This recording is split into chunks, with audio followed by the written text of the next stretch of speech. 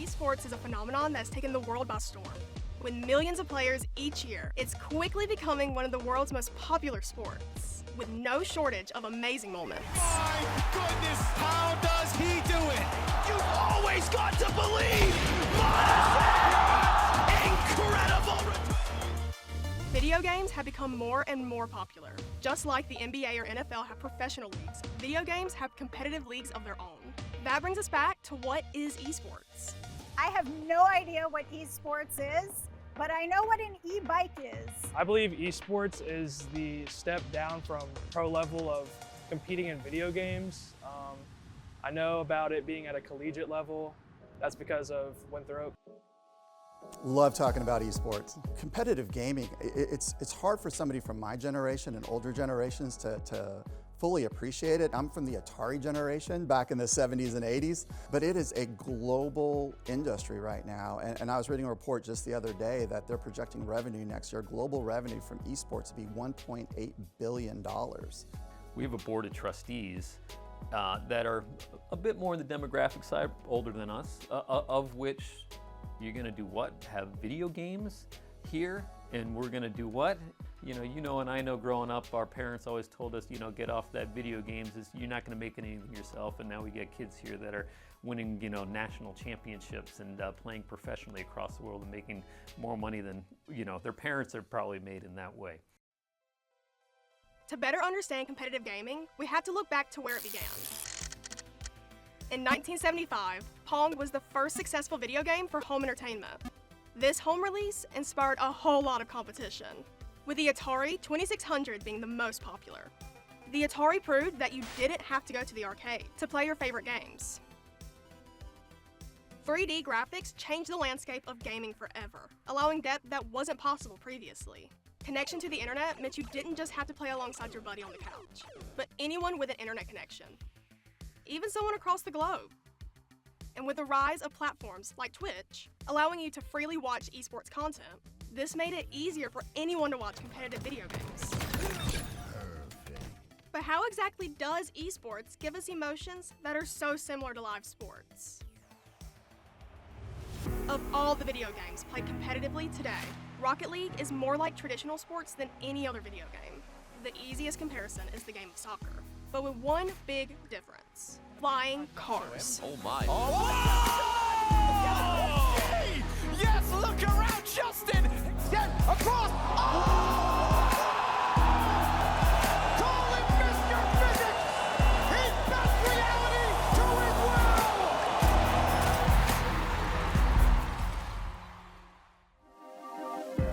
The students we've been able to attract to the university through our esports, I think Garrett G is a perfect example. World champion from the Rocket League world. He finished his professional career and he wants to go back to school. And so this is the place that he chose to come to. He helps out our team, our Rocket League team, to get us to the next level. But when we have him here, all the students that recognize who Winthrop is and then also want to be a part of that, now we're getting this recruiting base because Josh has tiered our system. We have our collegiate varsity level, if you want to call it. He's got a JV, what we call our academy level, and then others that want to be a part of it. They've dedicated themselves to one game, one role within this one game. If you're going to be the power forward of your high school basketball team, then you're going to eat and breathe and live basketball. Those kind of disciplines exist in esports as well, where these guys have to really focus and learn and become students of the game that they love and live it. In real sports, you won't just go play the game and you win. No, to become good, there is strategic steps to get to the high level. You gotta play the game a lot. The more you play, the more you improve yourself. For example, you play a game and now you do a mistake. The next game, you won't do the same mistake. So you did it last time. And that's what soccer helped me. In soccer, we used to have trainings, we used to have strategics. What are we gonna do in the game? What is the goal that we have to do? It's the same thing here in esports. We do practice every day. What is the goal? What are we gonna learn from this practice? What do we have to do? I specialize in Valorant. It's an FPS game, it is a shooter game. At simplest first, there's 5 people attacking and 5 people defending. So the attackers, their job is to plant the bomb and win the round. The defenders is to stop them from planting the bomb and then run. That's when you see they say, oh, that's simple. But to get to plant the bomb or to get to defend the site, that's where it started getting complicated. communication is really important. A 1 second or millisecond sometimes play a big role in winning or losing the round. We know we all started playing games for fun, but like the more we focus on them, the more we know they are more than we expect. They're competing at the highest levels. They're competing internationally. They were down in Brazil for 2 weeks. They were the only collegiate team invited to compete professionally, internationally, and they walked out of that tournament placed 4th.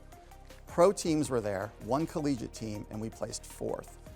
You don't get that experience anywhere else. You can't get that experience in any other facet of collegiate athletics, at least not right now, where you've played against someone who has played in the big leagues or is currently playing in the big leagues. It's like every match is a match against Steph Curry and best pros that you can play. So it's a really cool thing for these guys to be able to get to play as these young up-and-comers. We've got a player from our Valorant team who just went pro, joined a team called M8 that plays in France. We got back from Brazil, and within a week or two, he was getting on a plane to Paris, and he had signed a big salary contract to go play professionally. So we've gone from having regional impact to now having a global impact. There are people who in their wildest dreams wouldn't have known about Winthrop University that know about Winthrop University because of the impact of this esports program. South Carolina resident Jasmine Randolph developed her own esports platform. A great example of how to turn your passion into a reality. As someone living in South Carolina, I've always wanted to be part of the games industry, but growing up, it always seemed like those opportunities were only for people in either California or New York. So being able to finally carve out more of a gaming and esports space in this state is really awesome to me. And I hope to be able to give more opportunities for local people here so they don't feel like it's not within reach anymore.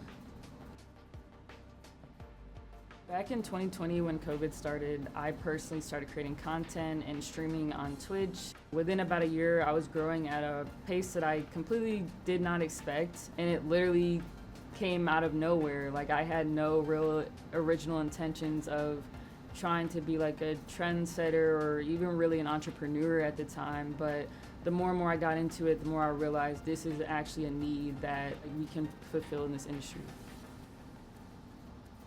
Team Inferno is an esports organization. We're dedicated to creating a safe space for marginalized communities in gaming and esports, really letting people know there is an opportunity for them. Maybe they don't see themselves represented much in this industry, but at Team Inferno, we are helping change that and they can be part of that. We'll work with our content creators to create unique and engaging content to really help expand our brand presence and build a fan base. And then we have our community, how we actually bring everybody together. That's within our Discords. You can think of it as Slack for gamers. We use it to really help organize our community, so we'll have a bunch of different channels. Maybe we're talking about Minecraft or Apex Legends or whatever other video game, and that's where we'll usually host our community events or our watch parties or movie nights, things like that. Esports to me is community. It's a great avenue to really come together and find your tribe online. It's honestly an opportunity to have a lot of fun and great moments and memories with people. What also matches with esports, the next level of Rocket League, works into drones. We're overlapping now different departments on campus. I mean, engineering major, we've got fintech, cybersecurity. I mean, the number of our students from our esports program that have now developed into cybersecurity. I mean, Department of Defense, I mean, we're probably one of the largest places the U.S. Department of Defense comes down and say, hey, who do you have? Because they like our esports student athletes here and what they've done. So we've gone from the older generation to kind of this middle generation now that kind of gets it.